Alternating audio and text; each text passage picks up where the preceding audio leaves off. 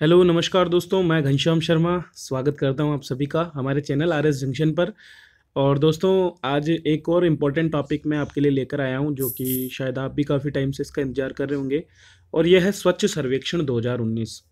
तो बहुत इंपॉर्टेंट है आर एस मेंस परीक्षा की दृष्टि से, क्योंकि स्वच्छता पर लगातार सरकार का जोर है और उसी के बीच में ये एक बहुत इम्पोर्टेंट सर्वेक्षण का रिजल्ट दिया गया है, जिसमें काफ़ी रैंकिंग्स दी गई है।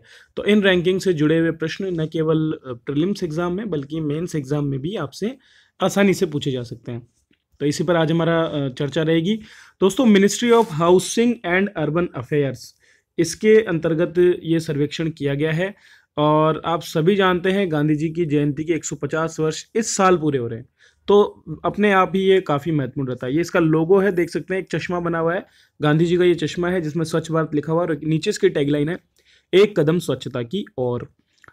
दोस्तों, इस बार के सर्वेक्षण में कुल 4,237 सिटीज, 6,53,000 स्थान और 43,000 करोड़ लोग इससे प्रभावित होने वाले थे। तो यह है डिटेल्स 2019 के स्वच्छ सर्वेक्षण में। 4,237 शहरों को हमने शामिल किया। सर्वेक्षण के दौरान 6.53 लाख स्थानों पर सर्वेक्षण किया गया और देश भर के 43 करोड़ लोगों से इस सर्वेक्षण का संबंध रहा है। तो हर एक शहर को, हर एक जगह को इसमें अब की बार शामिल करने का प्रयास किया है। देश भर के सभी शहर इसमें लगभग शामिल हुए हैं।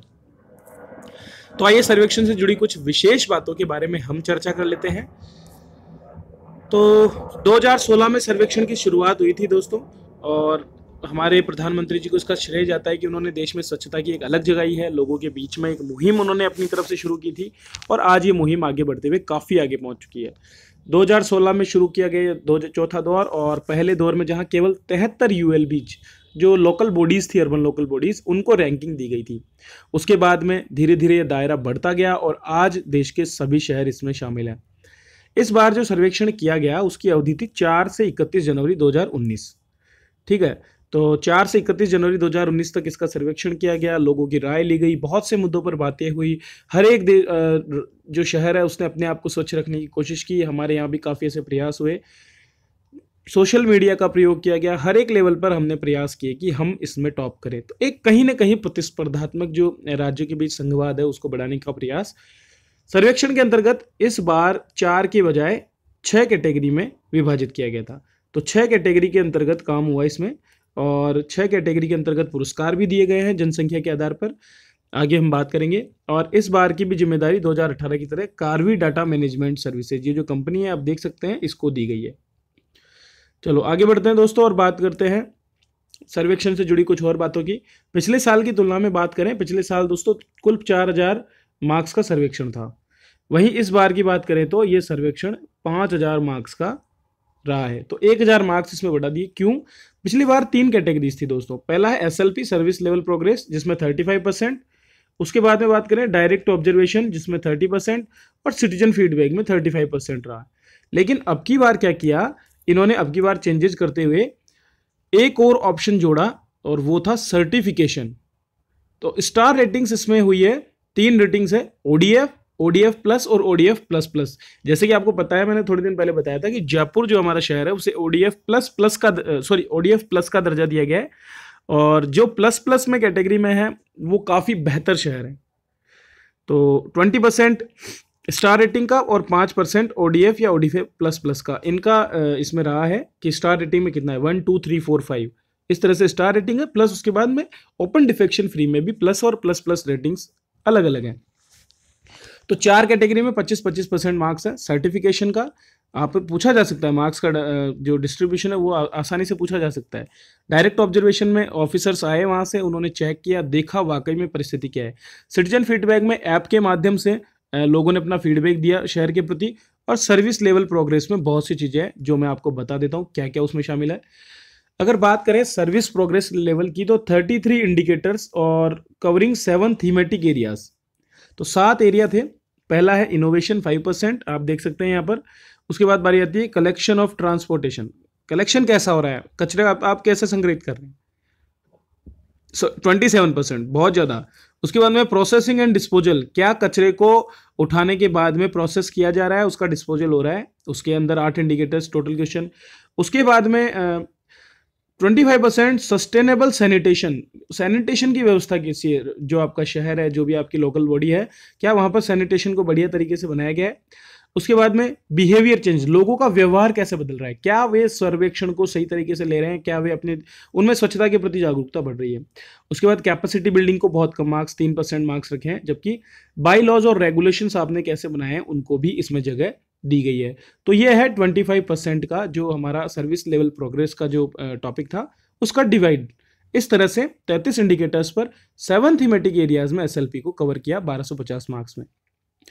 तो दोस्तों ये सब बात हो गई कि कैसे स्वच्छ सर्वेक्षण हुआ 4 तारीख से लेकर 31, बड़े जोर शोर से खूब हमने प्रयास किए कि हम पहले आए, हम पहले आए। और उसके बाद में रिजल्ट्स क्या रहे दोस्तों, परिणाम में आप देख सकते हैं दोस्तों, परिणाम में जो नेशनल लेवल पर टॉप 3 थी सिटीज़, उनमें पहले नंबर पे रहा इंदौर, दूसरे नंबर पे रहा हमारा अंबिकापुर छत्तीसगढ़ से, और तीसरे पर मैसूर रहा कर्नाटक से। मैसूर पिछले साल भी इसी नंबर पे था, जबकि अंबिकापुर अब की बार नया आ गया।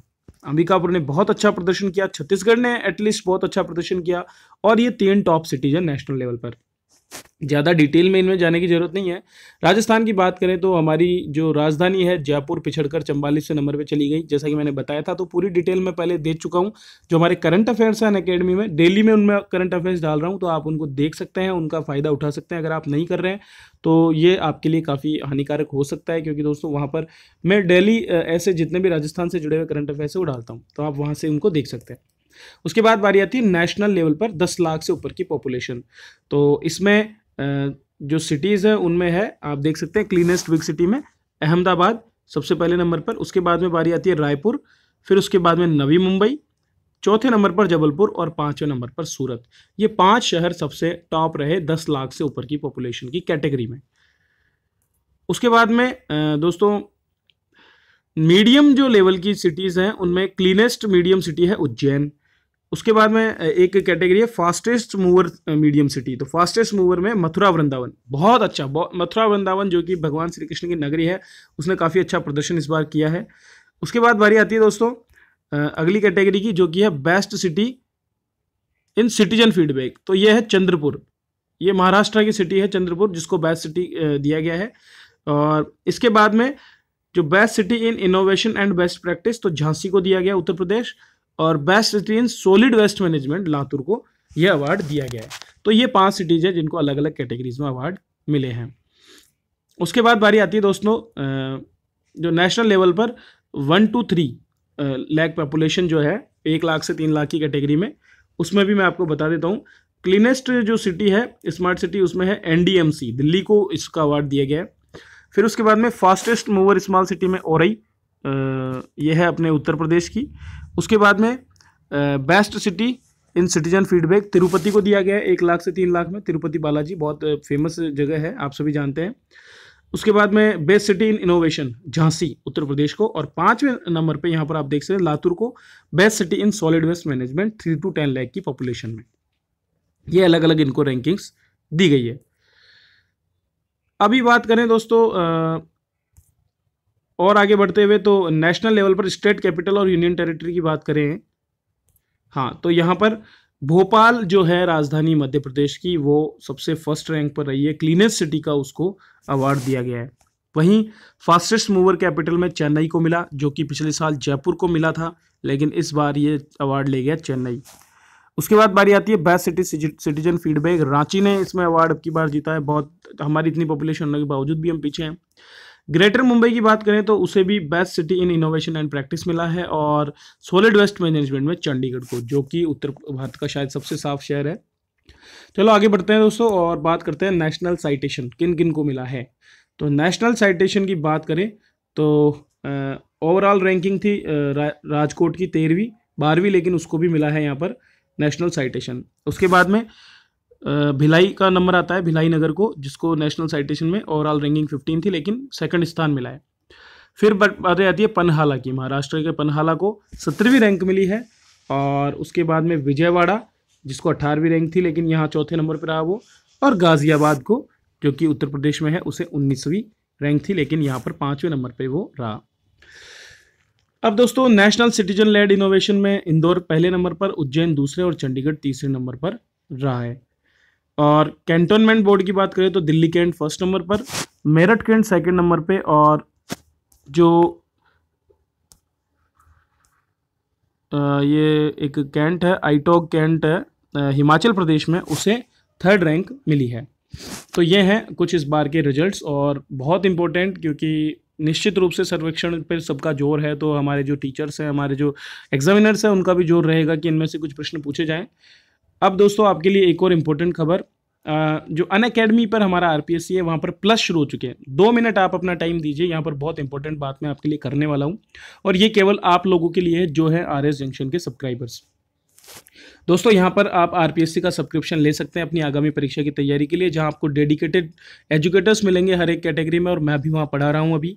तो दोस्तों यहाँ पर 1 महीने का सब्सक्रिप्शन वैसे तो 1200 का है, 6 महीने का 900 और 12 महीने का 600 रुपये का। लेकिन यदि आप मेरा ये जो रेफरल कोड है, यहाँ देखिए आप कॉर्नर में रेफरल कोड है मेरा शर्मा घनश्याम 614, ये अगर आप रेफरल कोड में यूज़ करेंगे तो आपको यहाँ पर 10% का डिस्काउंट तुरंत मिल जाएगा, जिससे कि आप 1 महीने का जो कोर्स है 1080 रुपये में ले सकते हैं। इसी के साथ में जो 6 महीने का कोर्स है उसमें भी आपके 90 रुपये कम हो जाएंगे, और ये हो जाएगा 820 रुपये का, और 600 रुपये वाले में 60 रुपये कम हो जाएंगे, और ये हो जाएगा 540 रुपये पर महीने। तो मतलब ये जो 5400 रुपये है, इसकी जगह आपको 4000, और चूँकि 540 रुपये कम हो जाएंगे तो आपको 4800 और कुछ रुपए देने होंगे। ठीक है, तो करना क्या है, आपको अनअकैडमी ऐप पर जाना है, और वहाँ पर ये देखिए ये प्लस जो टैब है उस पर क्लिक करके और गेट सब्सक्रिप्शन पे क्लिक करना है, वहाँ से आप यूज़ कर सकते हैं। ध्यान रखिए कोड आप यूज़ करना ना भूलें, नहीं तो आप जो बेनिफिट नहीं उठा सकते हैं। और इसके अलावा जो 10% आपका जो रिमेनिंग आपका अमाउंट होगा, जैसे कि 1080 रुपये बचा, उसका 10% मैं मेरी तरफ से आपको दे रहा हूँ, क्योंकि मुझे भी एक शेयर दिया जाता है अनअकैडमी की तरफ से, और मेरा यही प्रयास है कि ज़्यादा से ज़्यादा छात्र वहाँ जुड़े। आप एटलीस्ट 1 महीने का कोर्स करके देखिए, अगर आपको अच्छा लगता है तो हम आगे बढ़ेंगे और निश्चित रूप से हमारे परीक्षा में सफलता प्राप्त करेंगे। ऐसे कई स्टूडेंट से मेरी बात हो चुकी है जिनसे मैं जुड़ चुका हूँ, जिनके फ़ोन मेरे पास आए हैं, और उन लोगों ने अपना पॉजिटिव वे दिखाया है। तो सभी मेंस के स्टूडेंट हैं, आप भी चाहें तो आप तैयारी कर रहे हैं तो यहाँ जुड़ सकते हैं। दोस्तों 1000 रुपये कोई बड़ी चीज़ नहीं है आपके लिए, लेकिन जो ज्ञान जो जानकारियाँ आपको वहाँ मिलने वाली है वो आपके लिए काफ़ी फ़ायदेमंद होगी। 5-5 6-6 अखबार आपको ढूंढने नहीं पड़ेंगे, और जो जितना भी करंट लेवल का मैटर है, क्योंकि पेपर का पैटर्न धीरे धीरे चेंज होता जा रहा है, तो यहाँ से आप मुझे जो शर्मा घनश्याम 614 है कोड यूज़ कीजिए। आप 1080 रुपये में 1 मंथ का सब्सक्रिप्शन ले सकते हैं। उसके बाद में 108 रुपये जो है वो मैं आपको भेजूंगा आपके अकाउंट में। लेकिन कब, उसके लिए जानने के लिए देखिए नीचे मैंने एक वीडियो का लिंक दिया है, उस वीडियो के लिंक को आप देखकर पूरा कंप्लीट समझ सकते हैं। आपको स्क्रीनशॉट भेजना है, एक गूगल फॉर्म फिलअप करना है, और उसके बाद मैं आपको जो रिमेनिंग आपका 10% है वो भी भेज दूंगा। तो इससे आपको 20% डिस्काउंट मिल जाएगा, और आपको इससे थोड़ी मदद भी मिलेगी। तो दोस्तों शुरुआत हमने कर दी है, लेकिन टॉप पर पहुंचने के लिए आप सभी जानते हैं कि बहुत मेहनत की ज़रूरत होती है, और उसी मेहनत में हम आपके सहयोग में हैं, साथ हैं। कई लोगों को ये भी लगता है कि नहीं अभी पैसे के लिए काम करने लग गए हैं, ऐसा कुछ भी नहीं है। आपके लिए लगातार प्रयास रहेंगे, और फ्री वीडियोस में डालता रहा हूँ। पैसा कोई बड़ी चीज़ नहीं है, एथिक्स भी कोई चीज़ होती है। तो चलिए इसके साथ ही मैं इस वीडियो को विराम देता हूँ। वीडियो देखने के लिए आप सभी का बहुत बहुत धन्यवाद।